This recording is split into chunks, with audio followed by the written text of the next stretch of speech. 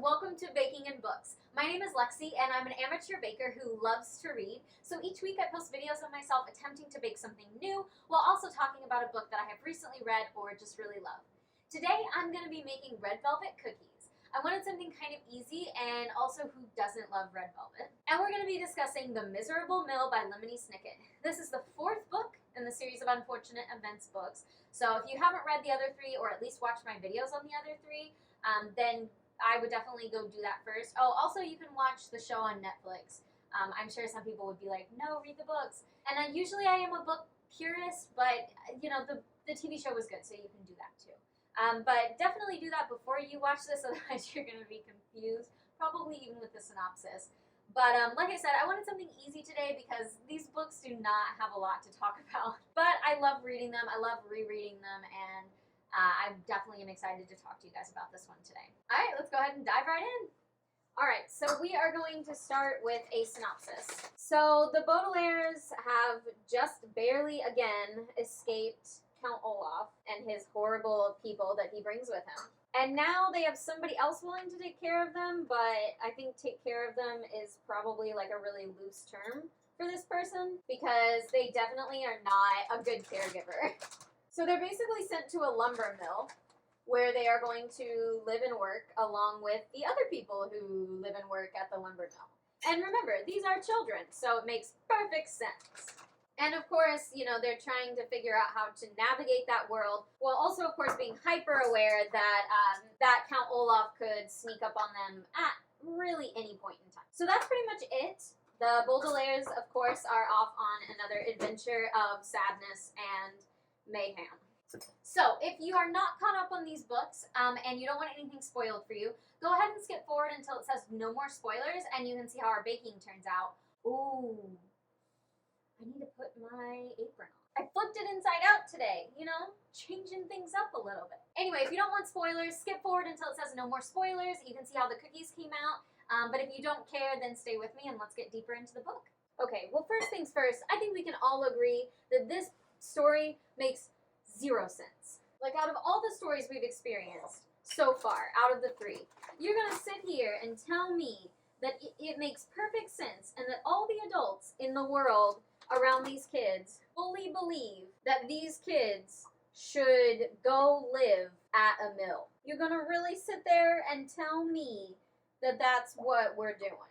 Because I just have a really hard time believing that. Not to mention that, but like then Mr. Poe just kind of like leaves them on their own. Like, okay, bye kids. Good luck at your new home that I'm not even going to walk you to. I mean, we already know that Mr. Poe is like majorly inadequate when it comes to taking care of the children. But even so, like you would think that he would at least walk them to the door, you know, maybe meet their new guardian. Like, why would you just drop them off at the train station and be like, no, sorry, like I don't have time. Like, hello, you're the owner of their estate. Like, that's your job, my dude. Like, you can't just be like, oh, yeah, no, sorry, I don't feel like it today. But of course he can because that's Poe and that's how this story goes. The other thing is, too, like, the will is so specific. Like, up until this point, aside from the very first experience, which is the one with Count Olaf, like, it doesn't really make any sense. Like, the one with Count Olaf doesn't make any sense. Because, like, I think we can all pretty much be sure that their parents definitely would not have left them with Count Olaf in the will, and that he would not be considered, like, part of the approved list. But at least Uncle Monty and Aunt Josephine, like, it made more sense because they, you know, even though Aunt Josephine was, dare I say, annoying, she was at least a good person and she was like trying to help them out of a bad situation.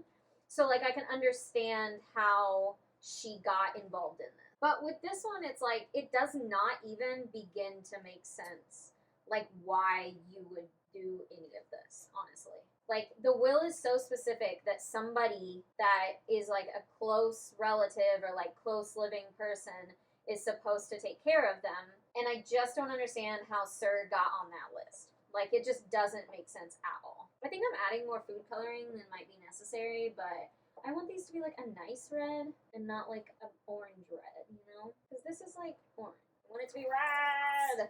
But I won't add any more than this, because that was almost the whole bottle. So we'll step back, and it's just going to be what it's going to be. I also want to know, like, how did Count Olaf and the eye exam lady get this whole business up off the ground without anybody being like suspicious of that? Like, is there not a zoning board in this town that has to approve stuff and, you know, like make sure that these are real people with like real credentials and not trying to, you know, just move on in here and steal children?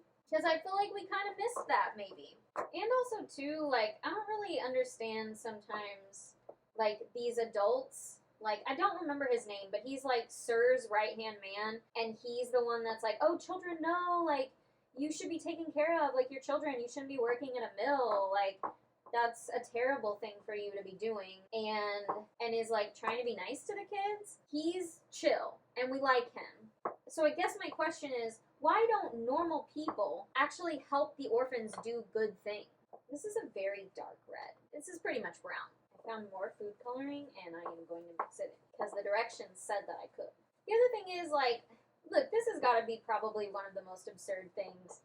You're telling me that a baby is having a sword fight between a sword and her teeth. Like, we've seen some absurd things in just this book alone, let alone the entire series. But you're gonna sit there and tell me that a baby is having a sword fight with her teeth? I don't think so. Should I taste this? What makes it red velvet? Is it just the color?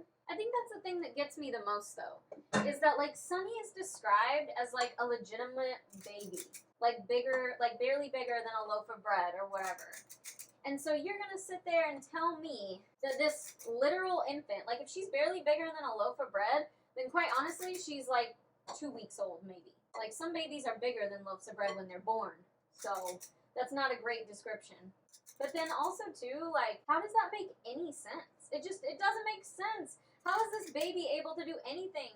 She shouldn't even be able to think about talking or to really even think. She's a baby. It doesn't make sense. Also, I definitely went off the ingredients a little bit. You're supposed to add chocolate chips to these.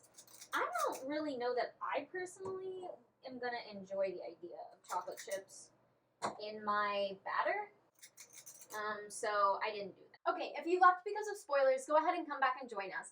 Our cookies went in the oven, and now they are finished. So, we are going to try it. All right, let me show you. They did not really come out red. I don't know if it was the recipe that I used or the food coloring that I used. I mean, I did use a lot of it. Maybe you're not supposed to use that much. Just looked really orange before we added in the dry ingredients. But, okay, that's a lesson learned. Add a little bit and then add the dry ingredients and see how it is, because these are definitely more brown. I mean, they're okay. I don't really know what's supposed to give them their red velvet taste. It definitely doesn't taste quite like red velvet, but it also doesn't not taste like red velvet. I think they're okay, but it's almost like maybe they're a little too dry. Maybe I cooked them a little bit or baked them a little bit too long. That's a possibility. They were really difficult to see when they were done, so I don't think I like burned them, although maybe I kind of did on a couple of them. So maybe I just overbaked them. I'm going to give these ones, honestly, a 4 out of 10. I'm not super happy with the way that they turned out. I mean, they all are about the same size, so I'm getting better at using my little scooper to make the perfect shapes. So I'm happy at myself with that. They're definitely edible, so we can cross that off the list. And they're definitely new and somewhat unique, but there's definitely something missing in the flavor. It's not as flavorful. They're definitely not the color that I wanted them to be. I wanted them to be definitely more red, and they're more brown. And I think I did burn them a little bit. So lots of points off for that. Definitely a 4 out of 10. If you have other recipes that you want me to try, go ahead and throw those my way. I am always looking for new stuff. I do recommend this book. I definitely recommend this series. So if you're on the path of the series, just keep going. If you haven't started it yet, I do recommend this series. It is for children, so you kind of have to keep that in mind, but it's a really fun series to read. It's definitely a unique series, for sure. There are not very many, if any at all, that are like this. If you have other book recommendations, you can throw those my way as well. I'm always interested in recommendations. If you had a good time today, please like and subscribe. It's always a little bit of fun and a little bit of a hot mess, so what could be better? Thank you to those of you guys that watch every week. You're the absolute best. Or even if you're just here for the first time, I'm so glad that you're here. And I will see you guys next time.